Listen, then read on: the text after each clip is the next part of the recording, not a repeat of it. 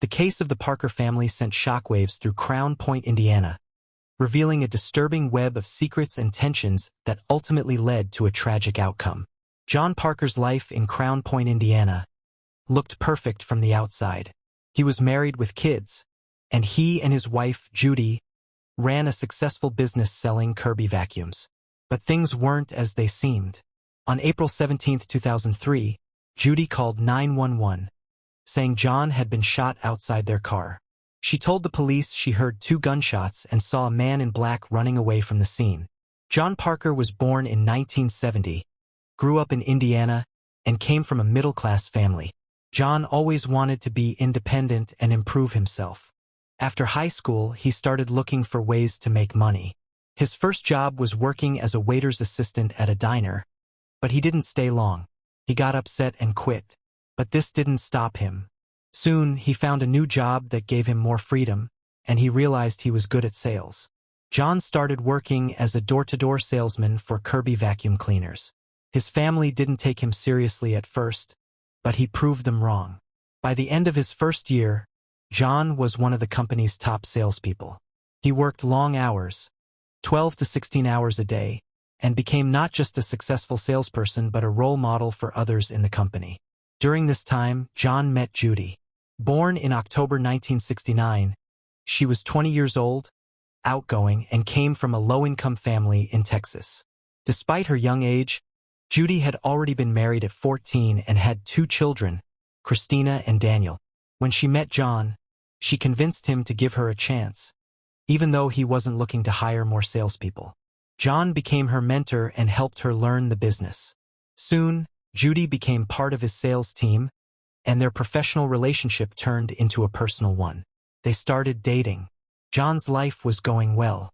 He became known as a great salesman and trainer, and Judy was there to support him. With their success, they decided to start their own business in Michigan, selling and servicing Kirby vacuums. John also started training other salespeople, sharing the tips that had made him successful. His business quickly became one of the best in the area, and John always said it was thanks to Judy's help and support that they had achieved so much. In 1992, after building a successful career, John and Judy Parker got married. Over the next few years, they had 2 daughters, Tiffany and Erica, bringing their family total to 4 children. The couple enjoyed a comfortable life, moving to nicer homes, driving luxury cars, and going on vacations. He was proud of his success and used it to inspire the salespeople he trained. At first, John didn't have any problems with Judy's 2 older children. Christina was sweet, and Daniel, though a bit hyperactive, was mostly mischievous. But as the years went by and Judy's children entered their teenage years, things started to change. Christina began hanging out with the wrong crowd, people who drank and possibly used substances. Daniel, at 13, was also heading down the wrong path, becoming increasingly rebellious. One day, he took John's car and destroyed several mailboxes, forcing John to pay for the damages to prevent police involvement. John was also called to Daniel's school due to his bad behavior, and it's reported that he physically disciplined Daniel, which strained their relationship further. After 9 years of marriage, Judy took the family to Texas to visit her hometown and introduced them to one of her brothers. While there, she confided in her brother, telling him that her marriage was struggling and that John was mistreating her children. Rather than seeing that her kids were misbehaving, Judy sided with them, which only made things worse. The situation worsened when John suspected Judy of having an affair with a company employee. John wasn't the type to sit idly when something bothered him, so he decided to take action. He installed cameras around the office to catch any signs of infidelity, and eventually, he had proof that confirmed his suspicions. His world shattered. The man who had always been happy and upbeat turned into someone completely different. He started drinking, and under the influence of alcohol, he began having intense arguments with Judy. He also became aggressive toward his children. One incident involved his daughter Tiffany, who was punished severely with a belt after her teacher told John she had forgotten to bring her homework. When the teacher saw the marks from the beating, she called social services.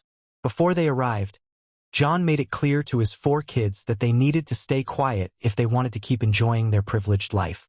Tiffany blamed her stepbrother Daniel for what happened, and Daniel didn't deny it. As things continued to unravel, it became clear that the family's once perfect life was slipping away. Tensions within the home were rising, and the cracks in John and Judy's marriage were widening. John's bad mood didn't just impact his family. It spilled over into his work life as well. His employees and even clients were caught in the crossfire of his growing anger and frustration.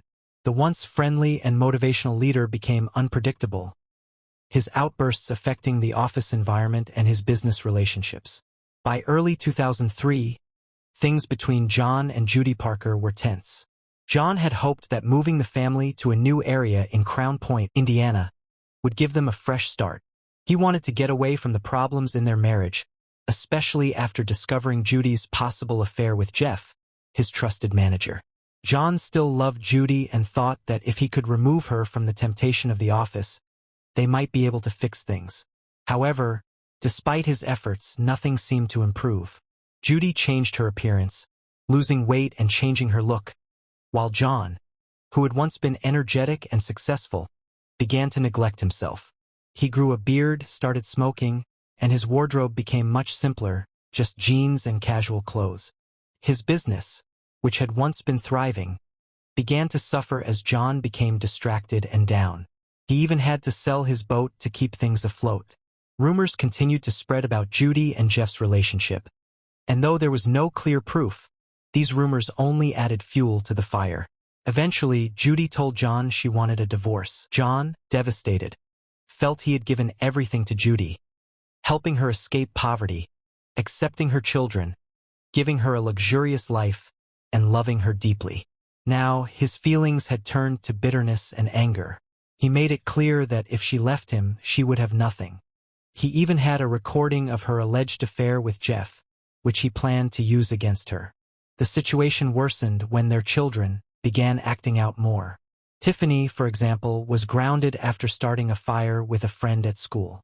John's temper increased, and the arguments between him and Judy affected everyone in the household. Then, on April 17, 2003, John and Judy went out for dinner, possibly hoping to work through their issues. After their meal, they called home to check on the kids. Christina, their daughter, asked them to stop by the office to pick up a school notebook she had left there. On the way, they made a quick stop at the office, which was located in a quiet industrial area. The couple reached the office area just before 10 p.m. They both went inside, with John heading straight to talk to Jeff. Judy, on the other hand, went to grab her daughter's forgotten notebook and then headed to the car. A few minutes later, John stepped out of the office, opened the back door of the car to look for something, and then 2 sharp gunshots rang out. John fell to the ground in the parking lot. Immediately, within moments, 911 received calls from both Judy and Jeff. The emergency responders arrived at the scene within minutes. Tragically, John, just 33 years old, had been shot in the back of the head and was pronounced dead at the location. She was in shock and couldn't offer much information. All she could say was that she had been sitting in the car when she heard 2 shots. After hearing the bangs, she hid under the seat. When she looked up, she saw a figure in dark clothes running away. John's wallet was missing, and at first, the police thought it could have been a robbery gone wrong. But as the investigators examined the scene, they started to have doubts. Only the couple knew they would be at the office that night, so why would someone target them for a random robbery in such a deserted industrial area? If it was a robbery, why did the attacker kill John first and only then take his wallet? John was clearly wearing a $20,000 gold Rolex and other valuable jewelry, but none of these were taken. Why didn't the thief search through his pockets like criminals typically do during a holdup? These questions were still unanswered. 2 bullet casings were found at the scene, matching Judy's story of hearing 2 shots. 1 shot killed John almost immediately. The other, however, was not explained, and investigators couldn't make sense of it. They decided to begin their questioning with Judy, but she had little to add.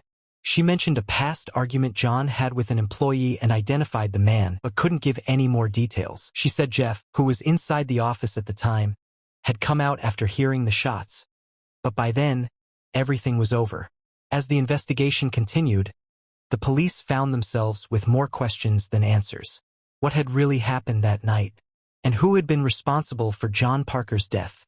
After John's death, the authorities contacted the Parker home, and Christina was the one to answer the phone. She was told that her stepfather had been killed. With the robbery theory quickly ruled out, the detectives began to look closer at people within John's circle. They started by questioning an employee who was rumored to have had a major falling out with John. The man admitted to the argument but insisted that it had been resolved peacefully, and he provided an alibi that checked out. The investigation then spread out, focusing on everyone close to John. His business partners, former and current employees, competitors, and even his family. One thing that stood out was Judy's interaction with the company's general manager, but there was no solid evidence to suggest anything suspicious. At John's funeral, Judy's behavior struck many as odd. Instead of being deeply mournful, she appeared cheerful, chatting with friends and socializing, which was unusual for a widow. Even more surprising was that her ex-husband, the father of her 2 children, seemed completely at ease, reading a newspaper during the service. For days after John's death, Daniel, 15, was brought in for questioning. This was due to an incident 6 months earlier, where gang members had reported that Daniel had paid them to kill John. They claimed they had no intention of carrying it out, but they did keep the money. The police had dismissed it at the time, but now, with John's murder, they reopened the case. Under questioning, Daniel admitted that he had tried to have John hurt but had never intended for him to die. He only wanted to have John injured, like breaking his legs. One of the gang members who Daniel had allegedly spoken to was arrested, but after a thorough check of his alibi, the man was released. Daniel was also released after 9 days due to his age and lack of concrete evidence against him. Still, the investigation continued, and more details about John's troubled relationship with Judy's children came to light. When investigators questioned Christina, 17, she denied everything, but they still suspected her and her brother of being involved in a plan to kill John. They began to wonder where the money for these schemes was coming from, and the only person who seemed to have the means was Judy. It also became clear that John and Judy's marriage had fallen apart in the months before his death, with at least one affair coming to light. Despite this, John had not wanted to leave Judy and was still trying to fix their relationship. Detectives soon found a potential financial motive for Judy. John had 2 life insurance policies, each worth $1 million. After his death, Judy tried to claim the money, but the insurance company hesitated, citing the ongoing investigation. John's father also suspected Judy was behind the murder, which added more tension to the case. Despite these leads, the case stagnated. Judy, meanwhile, started spending more time with Jeff, John's trusted manager, and was rarely at home. The older children, Daniel and Christina, stepped in to care for the younger girls, Tiffany and Erica. Then, in a turn of events, Judy and Jeff decided to move out of state with John's younger daughters, while Daniel went to live with his biological father. Christina stayed in the house, now pregnant and with her boyfriend. Though the investigation had slowed, the authorities kept the case open and occasionally revisited the files. Finally, a breakthrough came when schoolmates of Christina and Daniel were questioned and admitted to selling them a gun. The detectives then looked into a piece of family land where Christina had been known to practice shooting. When they examined the area, they found several bullet casings. Lab tests later revealed that the bullet casings found at the shooting range matched the ones discovered at John's crime scene. In 2007, a narcotics officer who had been tracking Christina's ex-boyfriend uncovered a critical piece of information. The ex-boyfriend, hoping to reduce his sentence, revealed a conversation with Judy in which she admitted that Daniel had fired the fatal shot.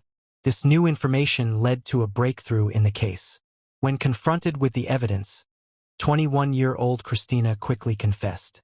She admitted to buying the gun and to calling her parents the night John was killed, asking them to stop by the office under the false pretense of picking up a forgotten notebook. Christina revealed that it had been part of a plan to kill John, with her brother Daniel as the shooter.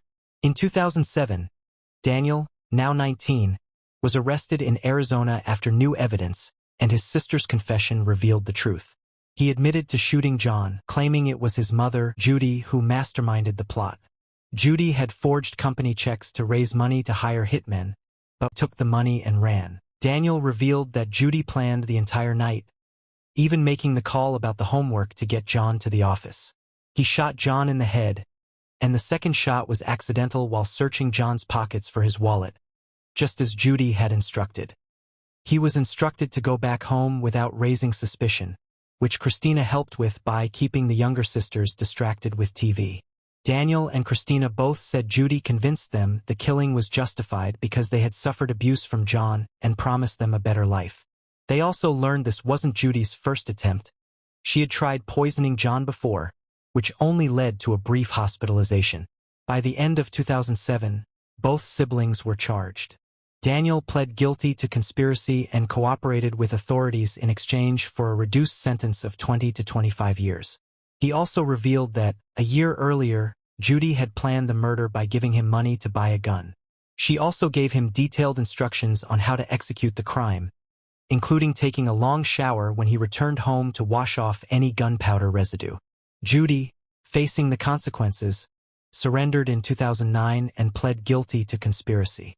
In the end, Judy took charge of getting rid of the weapon, the clothes worn during the murder, and her husband's wallet. She was sentenced to 33 years in prison. In late August of that year, Daniel was sentenced to 23 years. Christina, who admitted to aiding the crime, got 5 years. Daniel was released in 2017 after participating in a rehabilitation program, while Christina was released in 2013 but tragically died from an overdose shortly after. The case highlighted the destructive power of greed. Judy's thirst for more led her to ruin her family, causing the death of her husband and the imprisonment of 2 of her children, while leaving the younger ones without their parents. Thank you for watching. Please subscribe to my channel for more true crime content. See you next time.